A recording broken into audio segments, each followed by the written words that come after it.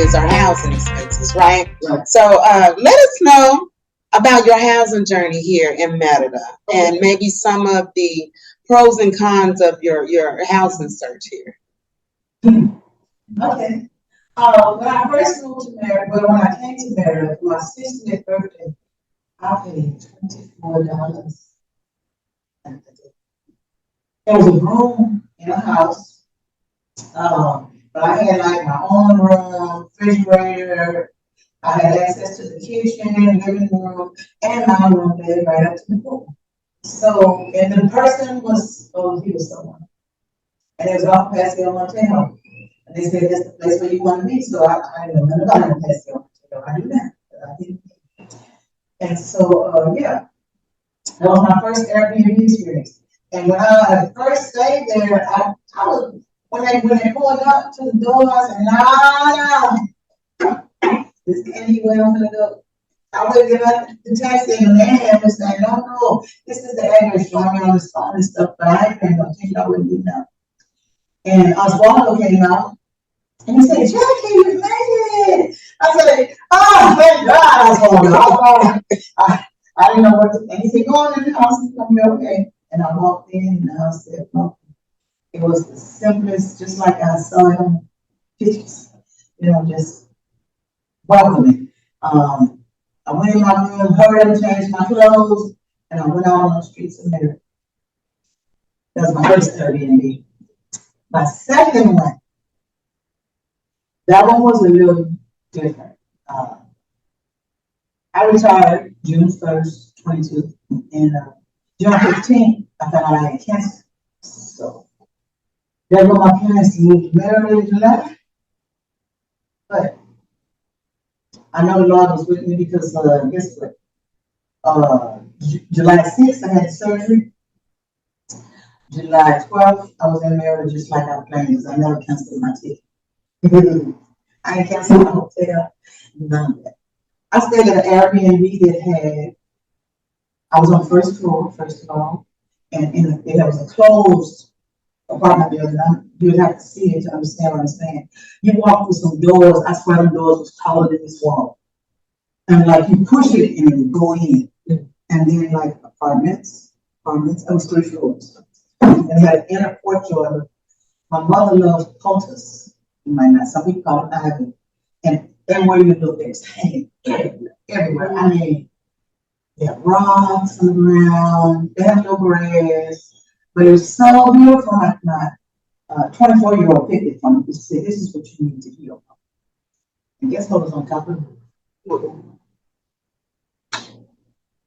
I couldn't get in the water. I couldn't get in the water for 2 weeks, not sun for a year. I said, well, I'm moving to Mexico, so how am I going to get no sun? But then I just had to cover up this area. And so that was my second place. But I had to go back to chemo. So I survived.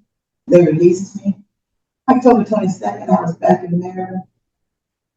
I stayed in the Airbnb, but it was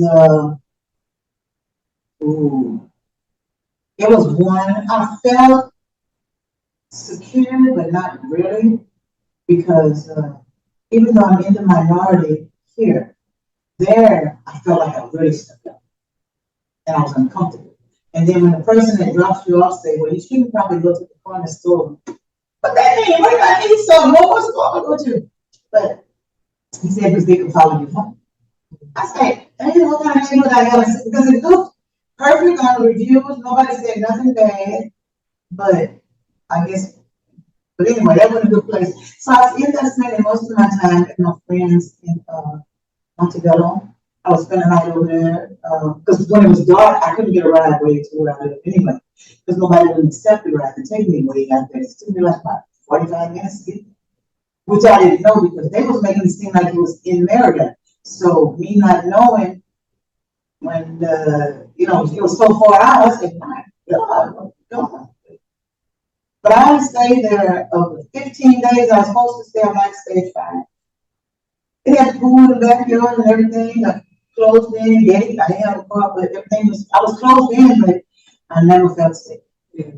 And that was purely because when you come from the United States and you're already stressed and used to crime happening to, I hate to say this word, black people like me, chocolate.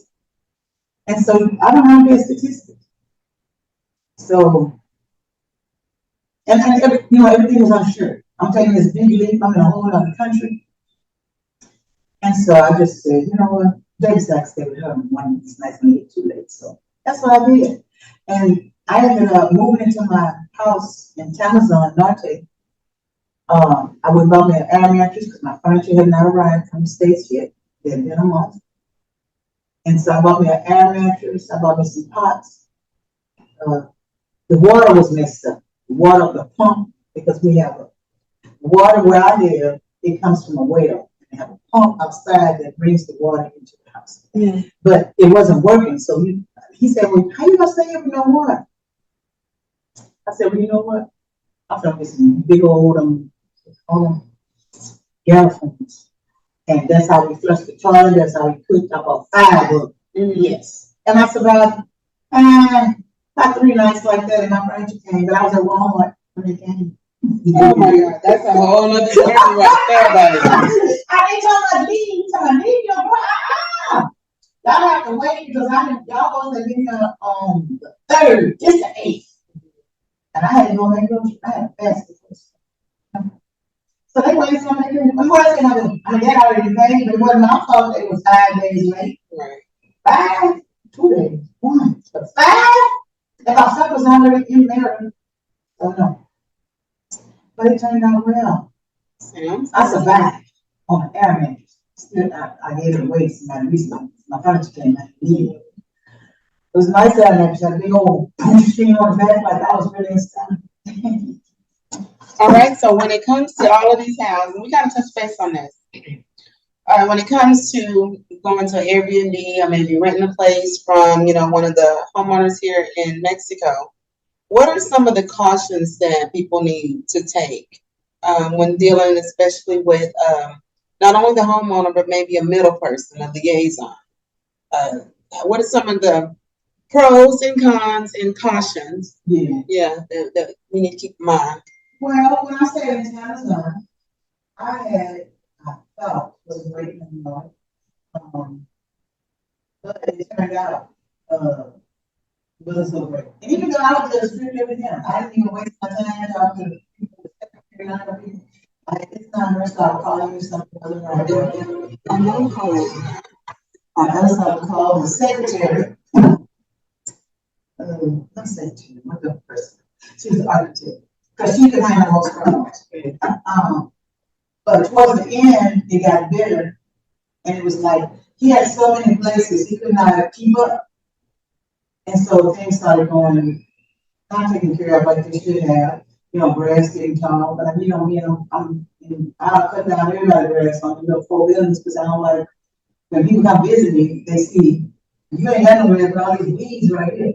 I don't mind cutting, I ain't doing nothing else. But I don't know.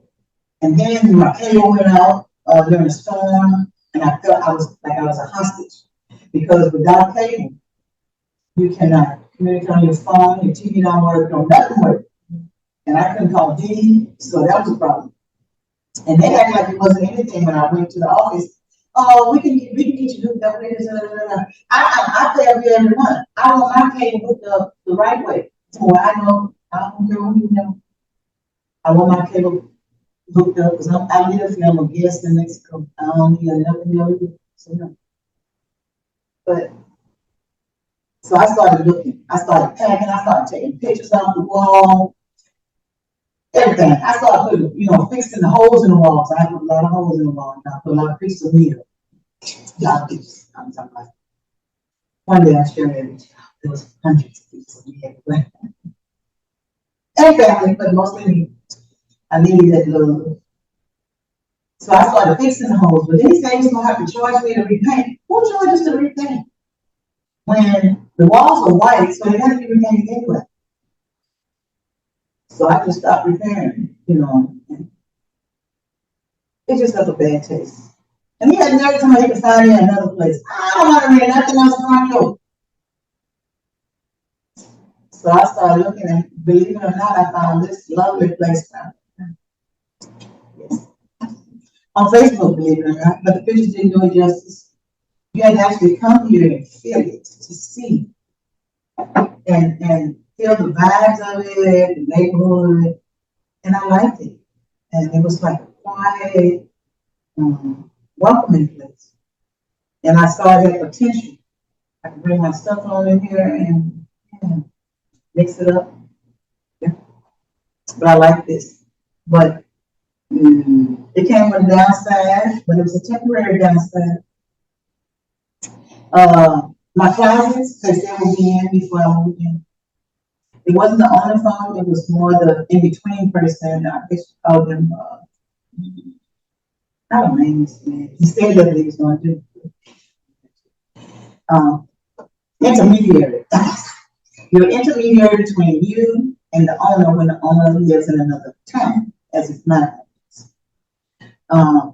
He said, like I just want to say, because I don't want to know who will be responsible for the toilet. I had a list of things when I stayed in Amazon. I was responsible for most things. That it wasn't over 300 pesos, 400 pesos.